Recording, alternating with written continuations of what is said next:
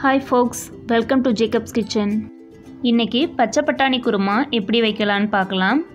50 gram பட்டாணியை 8 மணி நேரம் நல்லா ஊற வச்சு எடுத்துக்கோங்க. ஒரு குக்கரில் ஊற வச்ச பட்டாணி அது மூழ்கிற அளவுக்கு தண்ணி சேர்த்துட்டு அது கூட 1 டேபிள் ஸ்பூன் அளவுக்கு உப்பு சேர்த்துக்கோங்க. இது ஒரு 4 விசில் விட்டு வேக வச்சு எடுத்துக்கலாம்.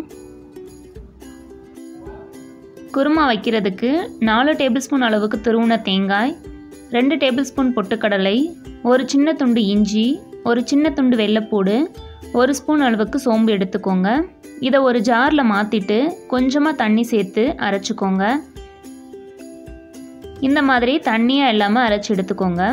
தாளிக்கிறதுக்கு ஒரு பட்டை, ஒரு பிரியாணி இலை, 2 கிராம்பு, 2 போல ஏலக்காய், ஒரு அன்னாச்சிப்பூ, 1 டேபிள் ஸ்பூன் சோம்பு எடுத்துக்கோங்க. ஒரு பெரிய வெங்காயம், 2 போல பச்சை மிளகாயை கீறி எடுத்துக்கோங்க. ஒரு பெரிய தக்காளியை கட் பண்ணிக்கோங்க. காரத்துக்கு நம்ம மசாலா எதுவும் சேர்க்க போகிறதில்ல.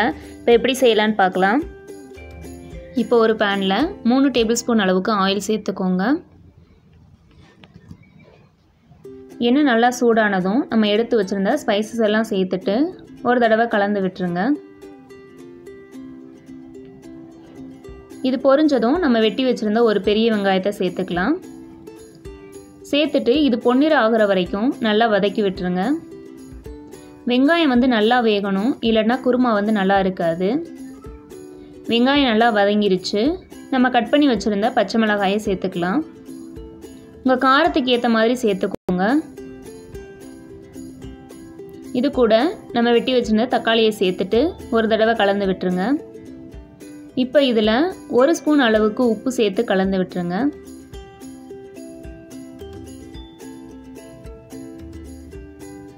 இது எண்ணெயிலே நல்லா வேகட்டும்.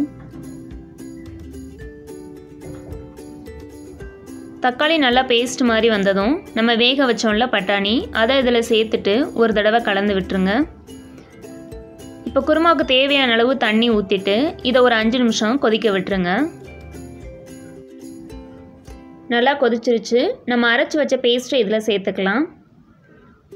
வெங்காயம் வதங்குற நேரத்தில் இந்த பேஸ்ட்டை அரைச்சிட்டிங்கன்னா இந்த குருமா செய்கிறதுக்கு 10 நிமிஷம் கூட ஆகாது. இப்போ இதை கலந்து விட்டுறலாம். ரொம்ப நேரம் கொதிக்க விட்டுறாதீங்க. ஒரு 3 மினிட்ஸ் கொதிச்சா போதும். ரொம்பவும் கெட்டியாக இல்லாமல் இந்த மாதிரி வந்ததும் இறக்கிடுங்க.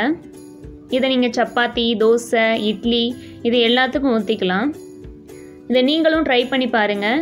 இந்த வீடியோ உங்களுக்கு பிடிச்சிருந்துச்சுன்னா லைக் பண்ணுங்கள், ஷேர் பண்ணுங்கள், கமெண்ட் பண்ணுங்கள். மறக்காமல் ஜேக்கப்ஸ் கிச்சனுக்கு சப்ஸ்கிரைப் பண்ணிடுங்க. தேங்க்யூ.